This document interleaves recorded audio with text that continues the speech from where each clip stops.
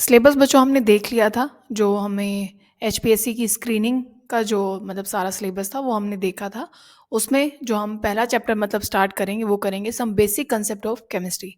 तो हम स्टेट के लिए पढ़ रहे थे तब ये चैप्टर मतलब सिर्फ मैंने बेसिक जो मोल कंसेप्ट था वो पढ़ाया था। और तब भी आप मतलब इस चैप्टर को शुरू करेंगे तो पहले एक बार जो मोल कंसेप्ट वाला बिल्कुल बेसिक पढ़ाया था वहाँ पे मैंने, कि जिसको बिल्कुल भी नहीं आता तो वो भी वहाँ से कुछ सीख पाएगा। ठीक है। 2-3 हिस्सों में मतलब ये चैप्टर रहेगा जिसमें हम करेंगे। और यहाँ से आप केवीएस की भी कर सकते हैं क्योंकि सिलेबस सेम रहता है। ठीक है। और हम डिटेल में पढ़ेंगे क्योंकि हमारे पास टाइम है। ठीक है। तो आज मतलब जो रहेगा वो अपना जो रिलेटिव एटॉमिक मास है। बहुत सारे बच्चे मतलब इन्हीं चीज़ों में पहले कंफ्यूज हो जाते हैं। और जो कुछ लॉज है हमारे पास उनके बारे में हम पढ़ेंगे। ठीक है। फिर जो पूरा लेक्चर कल हमारा रहेगा या जो नेक्स्ट लेक्चर हमारा रहेगा वो सारा रहेगा मोल कंसेप्ट के ऊपर। ठीक है। तो अभी हम स्टार्ट करते हैं। तो सबसे पहले आपको क्या पता होना चाहिए बच्चों कि रिलेटिव एटॉमिक मास क्या होता है। क्या चीज़? Relative atomic mass. ठीक है। आप एक बात बताओ पहले तो मुझे कि नंबर ऑफ न्यूक्लियन, आप न्यूक्लियंस के बारे में आपको पता है क्या होते हैं? न्यूक्लियन होता है जिस आप प्रोटॉन प्लस न्यूट्रॉन जिसको आप बोलते हो। ठीक है। उसी से आप रिलेटिव एटॉमिक मास निकालते हो। जैसे किसी ने रिप्रेजेंट करके दे दिया कि भाई ये एक एक्स एलिमेंट है और यहाँ पे लिखा हुआ है कि भाई इसका जो मास है वो 23 है। तो यही क्या है? यही रिप्रेजेंट करता है किस चीज़ को? रिलेटिव एटॉमिक मास को। ठीक है। या आप बोल सकते हैं कि नंबर ऑफ न्यूक्लियन क्या बोल दिए जाते हैं? नंबर ऑफ क्या बच्चों? न्यूक्लियन। वही क्या बोल दिए जाते हैं कि यही रिलेटिव एटॉमिक मास है जो कि यहाँ पे लिखा जाता है। न्यूक्लियन क्या होंगे? क्वेश्चन ये भी स्टेट में एक बार पूछा गया था। न्यूक्लियंस क्या होते हैं? क्या होते हैं? नंबर ऑफ प्रोटॉन प्लस में नंबर ऑफ न्यूट्रॉन जो कि किसी चीज़ का मास डिफाइन करते हैं। ठीक है। इतनी बात समझ में आ गई। या फिर अगर आपको क्या लिखना है? Relative atomic mass. तो स्पेसिफिक आप उसको लिखते कैसे वो आपको पता होना चाहिए। कैसे लिख दिया जाता है कि टोटल नंबर ऑफ न्यूक्लियंस। क्या लिखते हैं? टोटल नंबर ऑफ क्या बच्चों? Nucleons. Total number of nucleons आप लिख देंगे। ठीक है। सर्दी में राइटिंग बच्चों ऐसी ही आ रही है तो थोड़ा सा उसको इग्नोर कर लेना। फिर क्या हो जाता है? इनटू में आप क्या करते हैं? Mass of one nucleon. क्या करते हैं? मास ऑफ वन न्यूक्लियन आप लिख देते हैं। मास ऑफ किसका? One nucleon. ठीक है। और वो क्या होता है वैसे आप बताएंगे मुझे? मास ऑफ वन न्यूक्लियन क्या होता है? 1.6 इंटू 10⁻⁻24 अगर ग्राम में लिख रहे हैं तो। और अगर किस में लिख रहे हैं? केजी में लिख रहे हैं तो क्या हो जाएगा? 10⁻⁻27 केजी में। ठीक है। ये न्यूक्लियन का है। तो ये तो क्या हो गया? ऊपर टोटल नंबर ऑफ न्यूक्लियंस और ये मास किस चीज़ का हो जाएगा? वन न्यूक्लियन का। ठीक है। इस चीज़ को साफ कर देते हैं। एक मिनट। ठीक है। और नीचे क्या लिखोगे? बाय में आप लिखने वाले हो यहाँ पे कि जो आपके पास 1/12 जो आप करते हैं किसका? कार्बन एटम का। तो वो आप नीचे लिखते हैं 1/12 इंटू में जो मास होता है अपने कार्बन का उसको आप लिख देते हो यहाँ पे इंटू में 12।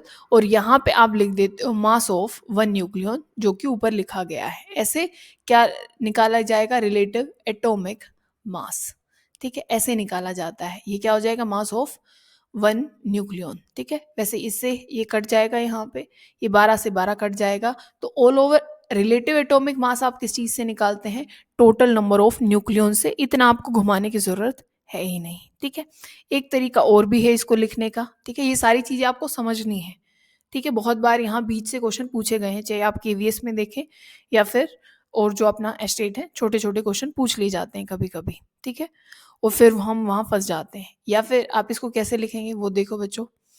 कैसे लिखने वाले हैं कि आप लिखते हैं mass of one atom of element. एक जो एटम होगा उस एलिमेंट का उसका मास क्या होने वाला है? Mass of one atom of element.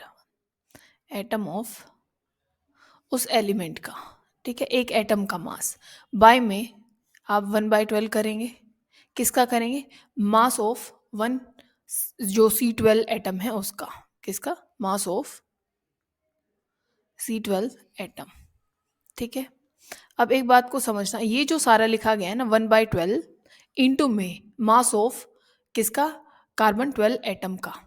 ठीक है। One mass of one carbon 12 atom, एक एटम की बात चल रही है यहाँ पे। उसको आप बोल देते हो एटॉमिक मास यूनिट, जिसको यूनिट मास भी आप बोलते हो, या डाल्टन मास भी आप बोलते हो, या यूनिफाइड मास भी आप बोलते हो। क्या बोल सकते हो इस पूरी चीज को? ये जो नीचे वाला है ना, सिर्फ 1/12 ऑफ 1 कार्बन एटम, कि एक कार्बन एटम है उसका भी क्या कर दो, 12 हिस्से कर दो। एक एटम है उसके 12 हिस्से कर दो, उसको आप यूनिफाइड मास बोलते हो, या डाल्टन मास बोलते हो, या एटॉमिक मास यूनिट बोलते हो, AMU जिसको बोला जाता है। इतनी बात समझ में आई?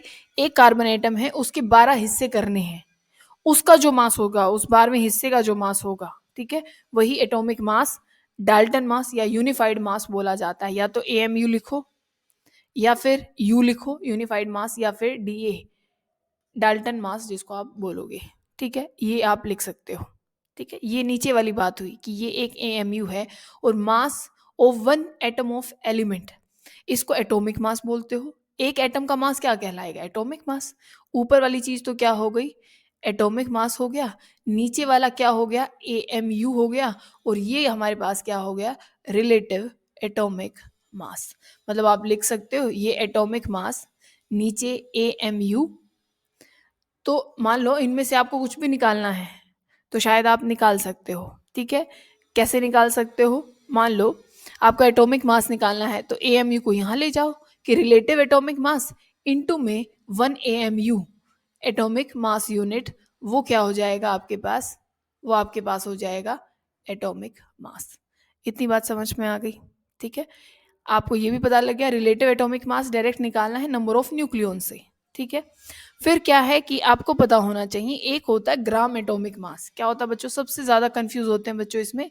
ग्राम एटॉमिक मास होता है। एक होता है कि आप बात करें एटॉमिक मास इन ग्राम। एटॉमिक जो एटम का जो मास है, एटॉमिक मास इन ग्राम। ठीक है, एक तो ये बात हो रही है कि ग्राम में एटॉमिक मास, और ये क्या है? Gram atomic mass. Gram atomic mass, और ये क्या है? एटॉमिक मास इन किस में? इन ग्राम में। ठीक है, इन दोनों में फर्क है। ठीक है, ग्राम एटॉमिक मास का मतलब होता है कि atomic mass of 1 mole of atom. ठीक है, आपको ग्राम में लेना है, पर किसका? 1 मोल का। किसका बच्चों? 1 मोल होना चाहिए। जो भी आप लोगे वो कितना होना चाहिए? 1 मोल। वो ग्राम एटॉमिक मास होगा, 1 मोल का, वो ग्राम में हो। पर एटॉमिक मास इन 1 ग्राम क्या है? ये एक एटम का मास है बच्चों, सिर्फ एक एटम का। और ये कितने का है? ये 1 मोल ऑफ एटम का है। फर्क है ना? ये सिर्फ एक एटम का मास ग्राम में, और ये है 1 मोल जो पूरे एटम है। 1 मोल जो एटम हो जाएंगे, जिसमें आप क्या नंबर लिखते हो? Na लिखते हो ना, एवोगेड्रो नंबर 6.022 इंटू 10⁻23। ये एवोगेड्रो नंबर है। तो वो ग्राम एटॉमिक मास होता है, और ये एटॉमिक मास इन ग्राम होता है। ये आपको अच्छे से ध्यान रखना है। ठीक है, अब देखो कैसे आप डिफाइन करेंगे। जैसे आपके पास मान लीजिए कार्बन है, ठीक है, आप उसका रिलेटिव एटॉमिक मास कैसे लिखने वाले हैं? वो लिख दोगे भाई 12 है। ठीक है, 12 है। एटॉमिक मास आप कैसे लिखोगे? एटॉमिक मास लिखा जाता है, जो उसकी यूनिट हमने क्या ली थी? AMU atomic mass unit. तभी तो एटॉमिक मास बोल रहे हो ना, तो आप लिख दोगे 12 AMU, या फिर सिर्फ U लिख दो, या सिर्फ DA लिख दो, डाल्टन जो हमने लिखा था। ठीक है, और अगर इसी को किस में लिखा जाए? एटॉमिक मास इन ग्राम।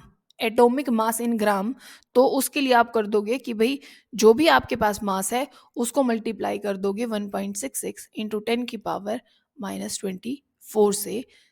ये किस में हो जाएगा? ग्राम। ये क्या हो जाए? एटॉमिक मास इन ग्राम।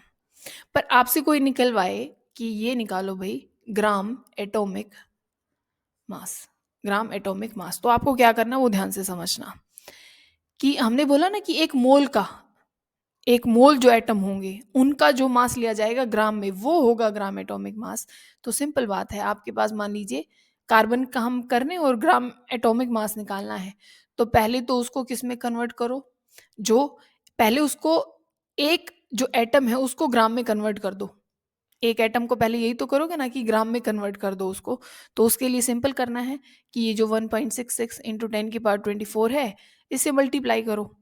फिर हमें क्या चाहिए? हमें तो ग्राम एटॉमिक मास चाहिए। ग्राम के लिए क्या चाहिए होगा कि भाई 1 मोल एटम होना चाहिए, और 1 मोल एटम के लिए क्या करोगे कि 6.022 इंटू 10⁻23 से मल्टीप्लाई करोगे। अब ये 1 मोल या इसको टोटली आप क्या बोल दोगे, इस पूरे को इसको बोल दोगे ग्राम एटॉमिक मास।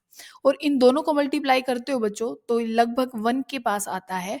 तो ऑल ओवर मास क्या हो जाता है कार्बन का, ग्राम एटॉमिक मास 12 ही हो जाता है। तो सबका यही तो है, चाहे रिलेटिव हो, चाहे एटॉमिक हो, चाहे ग्राम एटॉमिक हो, पर आपको डिफरेंस पता होना चाहिए कि रिलेटिव एटॉमिक मास क्या है, एटॉमिक मास क्या है, ग्राम एटॉमिक मास क्या है। यहाँ पे सबसे ज्यादा कंफ्यूजन होती है। ठीक है। फिर एक जो क्वेश्चन मतलब आपकी बार स्टेट में भी पूछा गया था मॉलिक्यूल के बारे में कि मॉलिक्यूल क्या है। ठीक है। देखो सबसे पहले तो एक ये स्मॉलेस्ट पार्टिकल हो जाएगा जो कि फ्रीली एग्जिस्ट करता है। क्या करता है, फ्रीली एग्जिस्ट करता है। और मॉलिक्यूल को आप क्या कर सकते हो, डिवाइड कर सकते हो, एटम में कन्वर्ट कर सकते हो। आप केमिकल मेथड यूज कर लो चाहे फिजिकल मेथड यूज करो, फिजिकल प्रोसेस या केमिकल प्रोसेस से आप उसको एटम में कन्वर्ट कर सकते हो। यहीं से ही क्वेश्चन पूछा गया था। अब ये टीजीटी में था कि पीजीटी में था, शायद ये टीजीटी वाले में था, आप चेक कर लेना, ये क्वेश्चन था वहां पे।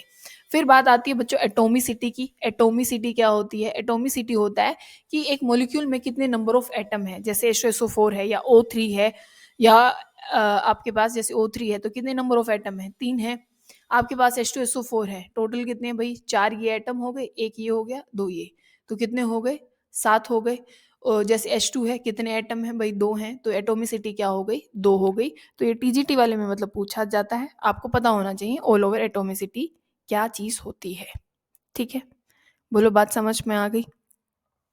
अब वही फिर बात आ जाती है, जैसे अभी तो एटॉमिक की बात चल रही थी, फिर मॉलिक्यूलर मास भी तो होता है बच्चों। एक मॉलिक्यूल का मतलब जो मास हो जाएगा उसको आप क्या बोल देंगे, मॉलिक्यूलर मास बोल देंगे। मॉलिक्यूलर क्या बोल देंगे, मास बोल देंगे। जैसे भाई H2 है, हमें पता है एक एटम का होता तो हम 1 AMU लिख देते। हम क्या लिख देते, 1 AMU लिख देते। पर यहाँ पे अब की बार क्या है, जैसे एक एटम का मास था तो हमने बोल दिया था एटॉमिक मास, ये लिखा था ना, एक ये एटॉमिक मास है। अब की बार क्या है, ये मॉलिक्यूलर मास है। तो अब की बार क्या लिख देंगे भाई, जैसे H2 है तो इसकी जगह लिख देंगे भाई 2 AMU, यहाँ पे आ जाएगा 2 AMU हो जाएगा। पर यहीं पे अगर ग्राम मोलिकुलर मास लिखोगे तो आपको वही प्रोसेस फिर से करना पड़ेगा, जैसे यहाँ ग्राम एटॉमिक मास में किया था।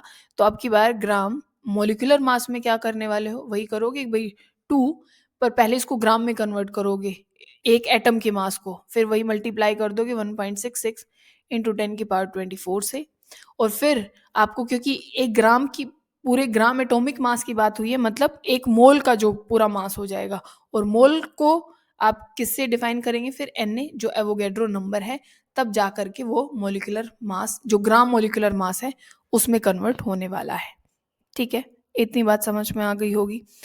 फिर आपको जो अपने पास जो लाज हैं, 4 ला आते हैं इसमें, न्यूमेरिकल या उसका जो भी पोर्शन होगा तब हम क्वेश्चन करेंगे उसमें कवर करेंगे उसको। पहले आपको पता होना चाहिए बेसिक। जैसे सबसे पहला law of conservation of mass, हमें सबको पता है कि रिएक्शन होने से पहले जो मास होगा और रिएक्शन होने के बाद जो मास होने वाला है, उन रिएक्टेंट का और जो रिएक्शन होने के बाद प्रोडक्ट बन जाता है, उनका जो मास होता है वो क्या होता है बच्चों, सेम होता है। ये क्या कहता है, law of conservation of mass. मतलब स्टार्टिंग में भी रिएक्शन के मास वही होगा और लास्ट में भी अगर प्रोडक्ट बन जाता है तो उतना ही मास होगा।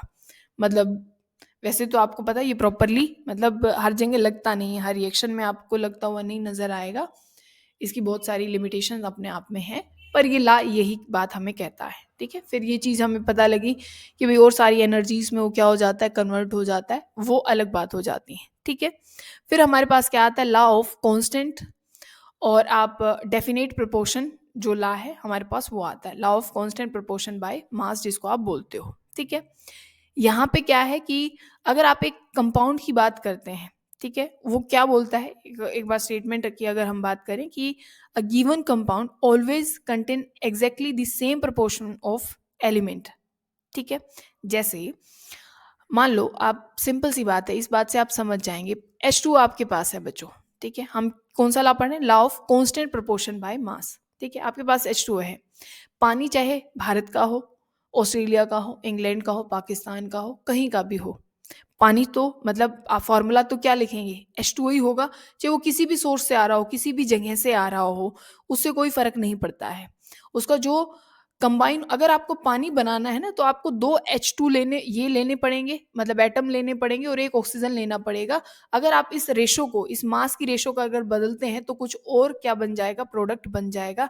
यही कहता है law of constant proportion by mass की तब भी आप कोई कंपाउंड बना रहे हैं तो उसमें जो मास का जो रेशो होगा वो फिक्स होगा, तभी वो एक स्पेसिफिक कंपाउंड बनेगा।